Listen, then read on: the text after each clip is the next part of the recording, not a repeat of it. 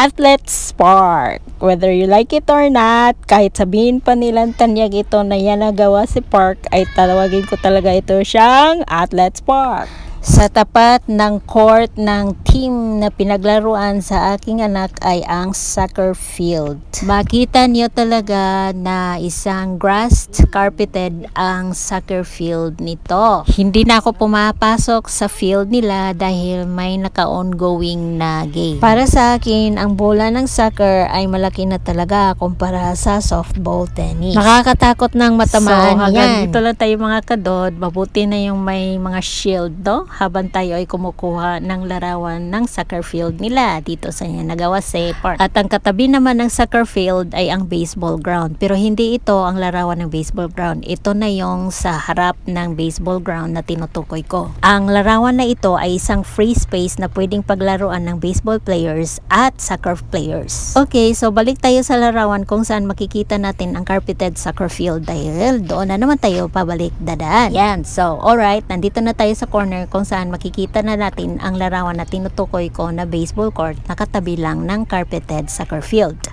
Ito yon.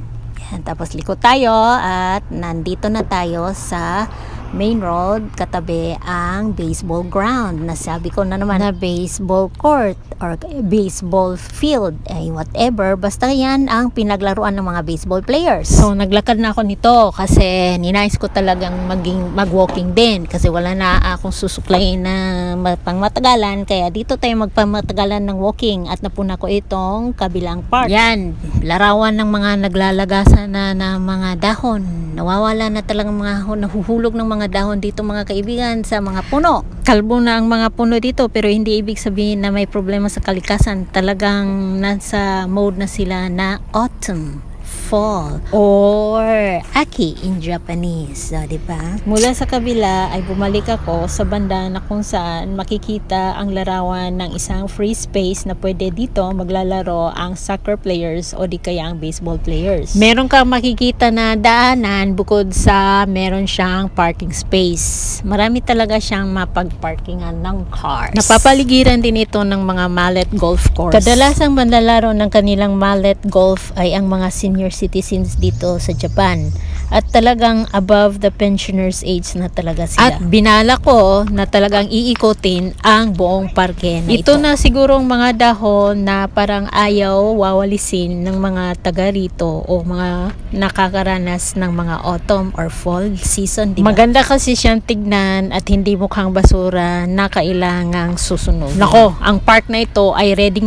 na talagang pang picture taking na pampamilya, pang friendship at inilisan ko ng konti at nadaanan natin ulit ang soccer field na carpeted. At ang katabi nito ay ang court ng ABCD na pwedeng paglaruan ng lawn tennis at syempre ang softball dinaanan tennis. Natin yan kanina. Subalit tayo maglakad palayo dito at magsamang magtuklas pa ng iba't ibang lugar na nandito. Meron akong nakitang tulay na kailangan nating tatawid pero bago dyan ay akitin natin tong hagdanan. Baka makikita tayo ng diamante o gold medal. Nagdududa ako sa pakaliwa at baka katapusan na kaya pakanan muna tayo at doon may nakita kong hagdanan na inaakit natin. Pagdating mo sa taas ay makikita mo ang pocket park. Walang ilaw dito sa gabi, ngunit kung ikaw ay mahilig sa dilim ay magugustuhan mo ito na parking area. Ako may paniniwala sa ghost kung kaya takot na takot ako sa dilim. Sa tingin ko naman ay ginagawa ito ng Yanagawa Park para sa mga tournament na gaganapin dito. Kailangan talaga ng malawak na parking lot.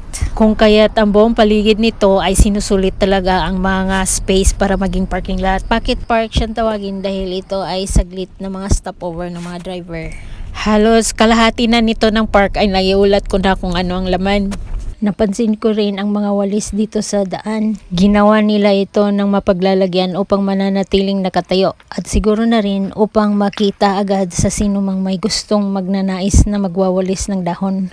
Isang tubo lang pala siya na madaling tanggalin at isauli ang walis. Hindi ka rin dito mawawala sa park dahil meron silang mga larawan na ganito, mga guidelines. Nakasulat din dyan kung saan ang toilet. Hindi lang siya toilet kasi may katabi siyang vending machine. Marami din ditong mga upuan kung kaya't mapaupo ka talaga kapag napapansin mo ang mga disenyo. Siguro kailangan dito ng mga raid or mga patrol para mabantayan naman itong park na ito. Napakalawak. Nakakita ako ng greenhouse effect park sa gitnaan ng kanilang tambo. Simula nang ako'y naglakad pakalawa ay dumiretso ako upang masilip ang main road.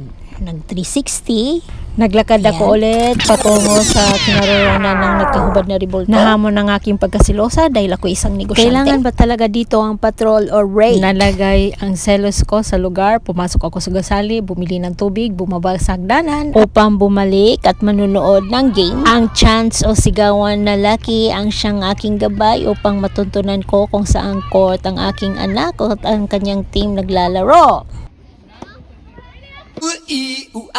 Ting tang, walla walla bang bang. Ooh ee ooh ah ah, ting tang, walla walla bang bang. Ooh